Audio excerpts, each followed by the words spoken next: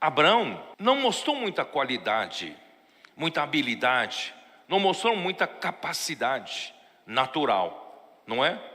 Por que Deus tornou Abraão um personagem tão importante na Bíblia? Ele mudou a história nossa, não é isso? Então, o que Abraão fez? Porque ele era muito poderoso, ele era muito, ele é muito capaz, muito habilidoso, assim como Lúcifer, o selo da perfeição.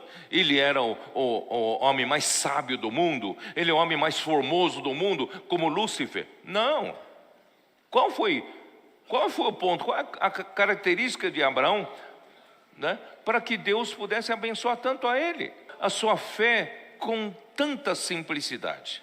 Então eu estava dizendo ontem para os irmãos, que eu mostrei um pouco do histórico, desde Gênesis 6, mostrei um pouco, eu não tenho tempo aqui para falar muito sobre isso, desde Gênesis 6, quando houve aquela confusão de Gênesis 6, trouxe à terra muita confusão, muita violência, e a maldade do homem havia se espalhado, então Deus teve que mandar dilúvio, para a terra. Só que houve o contato dos anjos de Deus com as filhas dos homens.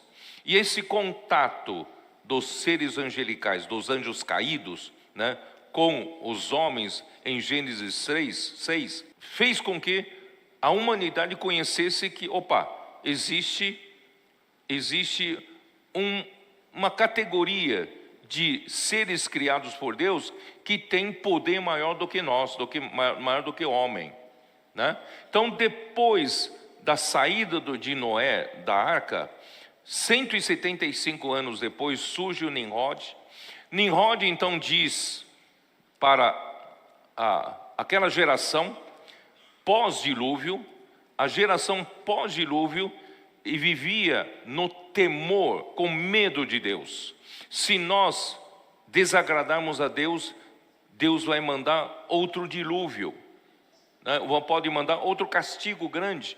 Então vivia atemorizado, era uma geração atemorizada, com o castigo de Deus. Aí surge o Nimrod e diz: não precisam temer a Deus, nós vamos declarar independência a Deus, o homem consegue cuidar de si mesmo. Por isso, irmãos, que ele começou a fundar cidades, vocês sabem, Porque naquele tempo o homem não vivia em cidades. Então, por que começou a criar cidades? Porque em cidade o homem vai dar todas as condições para quem se sujeita a viver na sua cidade.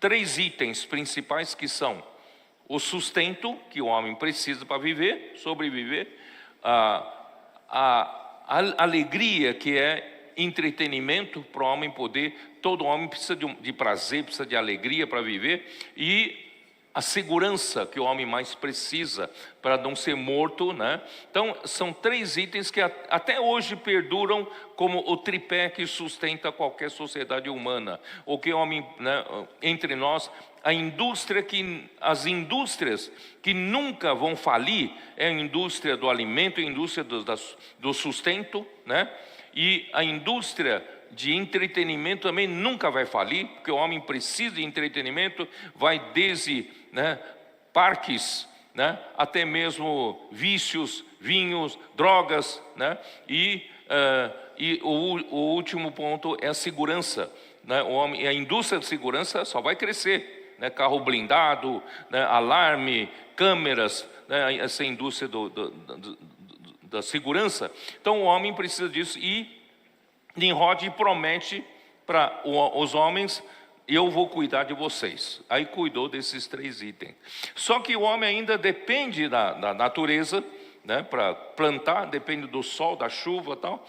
Então eles falaram: já que nós declaramos independência a Deus, nós sabemos que por Gênesis 6 existem uns seres angelicais que eles têm poderes maiores do que o homem. Então vamos adorar eles, vamos pedir ajuda deles. Eu não vou pedir ajuda para Deus, vou pedir ajuda para eles. É assim que surgiu a idolatria.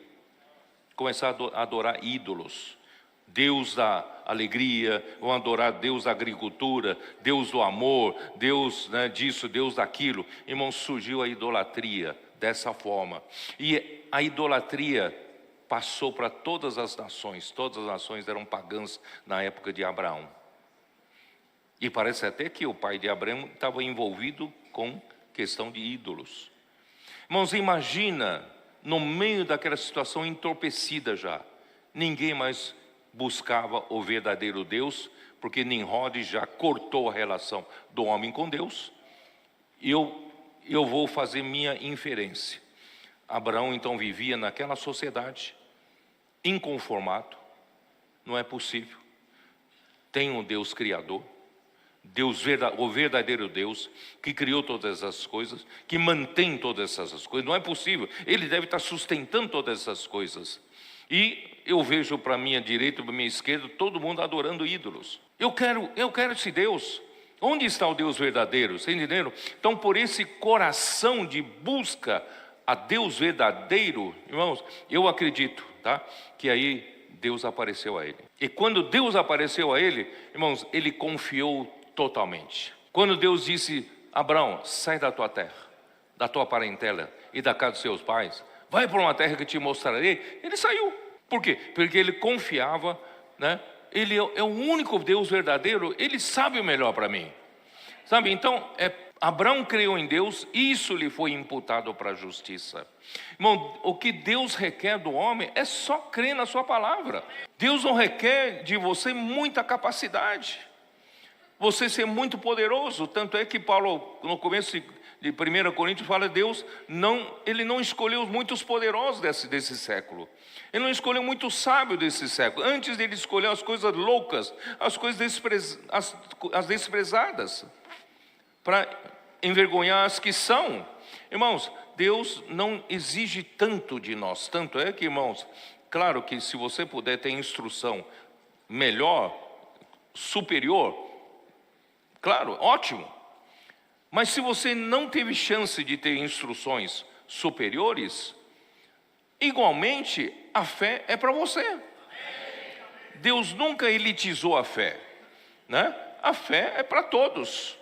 Então, Deus não exige muito a nossa capacidade. Irmãos, tão somente a gente ter um espírito correto, humilde, como para mim, Abraão teve esse espírito.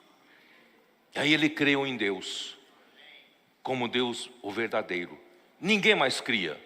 Todos criam, adoravam esses ídolos, mas ele estava inconformado.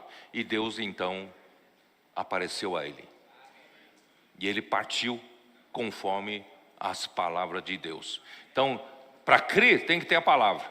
Deus tem que aparecer a você e falar com você. Irmãos, é aí que gera fé. A palavra é que gera fé. E quando você crê, a palavra acontece.